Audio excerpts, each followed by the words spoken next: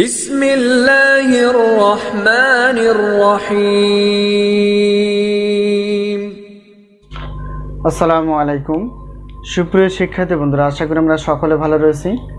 আবারও স্বাগত math and science online ইউনিভার্সিটিতে। প্রিয় শিক্ষার্থী বন্ধুরা, তোমরা আজকে থাম্বনেলে যে বিষয়টি দেখতে পেয়েছো সেটি হচ্ছে যে জাতীয় বিশ্ববিদ্যালয়ে অনার্স প্রথম বর্ষ পরীক্ষা হচ্ছে 2025 এবং 2025 সালে পরীক্ষাটি অনুষ্ঠিত হতে যাচ্ছে 2026 সালে।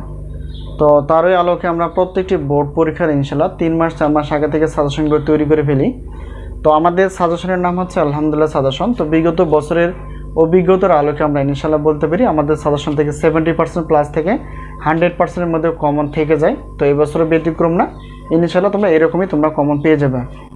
তো আজকে আমরা থাম্বনেল অনুসারে অর্থাৎ অনার্স প্রথম বর্ষ পরীক্ষা 2025 এবং পরীক্ষাটা যেহেতু অনুষ্ঠিত হবে 2026 সালে, তারই আলোকে আমরা উদ্ভিদ বিজ্ঞান বিভাগের একটি পত্র নিয়ে আলোচনা করতে যাচ্ছি, সেটা হচ্ছে শৈবাল বিজ্ঞান। তো মেজর সাবজেক্টটি। তো এখন আমরা জানার চেষ্টা করব যে এই মেজর সাবজেক্টটির টোটাল চ্যাপ্টার কয়টি রয়েছে, সেখান থেকে আমরা কয়টি প্রশ্ন বাছাই করতে পেরেছি, কতটুকু কমন আসবে, সাজেশনের সম্মানীয় কতটুকু, সাজেশনগুলো আমরা কীভাবে পেতে পারি।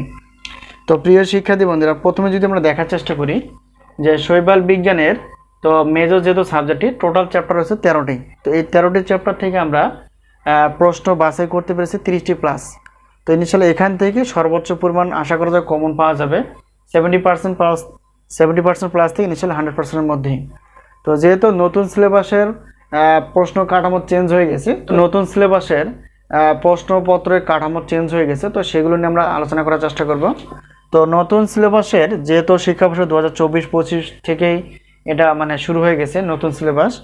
আর প্রশ্ন ধরন হচ্ছে যদি 12টি প্রশ্ন থাকে তাহলে সেক্ষেত্রে আমাদের 8টি অ্যান্সার করতে হবে, আর যদি 6টি প্রশ্ন থাকে তাহলে সেক্ষেত্রে আমাদের 4টি অ্যান্সার করতে হবে। তো এখন দেখো প্রশ্ন 4টি বা 8টি বলতে কি বুঝাই। তো ধরো একটি প্রশ্ন হচ্ছে 3 ভাগে অথবা 2 ভাগে অথবা 1টি ভাগে বিভক্ত। যেমন একটি প্রশ্নে ধরো এখানে ক একটা প্রশ্ন, খ একটা প্রশ্ন, গ একটা প্রশ্ন। তো এই 3টে মিলেই হচ্ছে কিন্তু একটা প্রশ্ন ধরা হবে। আবার ক এবং খ 2টি প্রশ্ন মিলে কিন্তু একটা ধরা হবে। তো এইভাবে কিন্তু 8টি অ্যান্সার করতে হবে, 12টি যদি প্রশ্ন থাকে।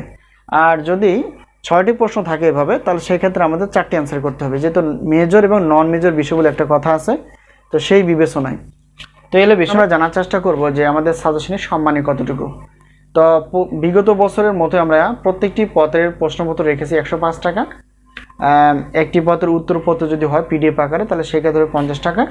তো এই হলো বিষয়। যেহেতু উদ্ভিদ বিজ্ঞান বিভাগে টোটাল 5টি পত্র আমাদের কাছে রয়েছে, 5টি পত্র যদি শুধুমাত্র সাজেশন নিতে চাও তাহলে সেক্ষেত্রে 315 টাকা দিয়ে বিশাল একটা অফারে পেয়ে যাবে। আর যদি উত্তরপত্র আমাদের কাছ থেকে নিতে চাও তাহলে সেক্ষেত্রে 150 টাকা টোটাল উত্তরপত্র প্লাস প্রশ্নপত্র সব মিলে 460 টাকা দিয়ে ইনশাল্লাহ বিশাল একটা অফারে 5টি পত্রে সাজেশন প্লাস উত্তরপত্র পিডিএফ আকারে ইনশাল্লাহ পেয়ে যাবে। তো সাজেশনের মাধ্যম হচ্ছে স্ক্রিনে যে তোমরা নাম্বারটি দেখতে পেয়েছো সেটি হচ্ছে আমাদের হোয়াটসঅ্যাপ নাম্বার। এই নাম্বারের সঙ্গে তোমরা যোগাযোগ করে সাজেশনের বিষয়ে জানতে পারবা এবং সাজেশনগুলো নিতে পারবা। তো প্রিয় শিক্ষার্থী বন্ধুরা, এই মুহূর্তে আমাদের কাছে যে সাজেশনগুলো তৈরি রয়েছে নতুন এবং পুরাতন সিলেবাসের আলোকে অনার্স প্রথম বর্ষের গণিত বিভাগ, পদার্থ বিজ্ঞান বিভাগ, রসায়ন বিভাগ, এছাড়াও রয়েছে উদ্ভিদ বিজ্ঞান বিভাগ এবং প্রাণী বিভাগের। এছাড়াও রয়েছে অনার্স চতুর্থ বর্ষের গণিত, পদার্থ এবং রসায়ন বিভাগের, প্রিলিমিনারি টু মাস্টার্স প্রথম পর্বে গণিত, পদার্থ এবং রসায়ন বিভাগের এবং ডিগ্রি দ্বিতীয় বর্ষের, এছাড়াও ডিগ্রি প্রথম বর্ষের সাজেশন তৈরি চলমান। ঢাকা সেন্ট্রাল ইউনিভার্সিটির সাজেশন ইনশাল্লাহ আমাদের কাছে তৈরি রয়েছে শুধুমাত্র গণিত বিভাগের। তো আশা করি বিষয়টি ক্লিয়ার। দেরি না করে যেখান থেকে পারো তোমরা সাজেশনগুলো সংগ্রহ করে পড়াশোনা করে ইনশাল্লাহ সফলতা আসবে। তো আমাদের কাছ থেকে সাজেশন নেওয়ার মাধ্যম হচ্ছে স্ক্রিনের নাম্বারটি হচ্ছে হোয়াটসঅ্যাপ নাম্বার। এই নাম্বারের সঙ্গে যোগাযোগ করে ইনশাল্লাহ সাজেশনগুলো নিতে পারবা। তো সকলে সুস্বাস্থ্য কামনা করে গণিত ক্লাসগুলো দেখার পড়তে এবং সাজেশন নেওয়ার পড়তে আজকে এই পর্যন্ত শেষ করছি। ইনশাল্লাহ আমরা দেখা হবে পরবর্তী পর্বে। তো সেই পর্যন্ত ভালো থেকো। আল্লাহ হাফেজ।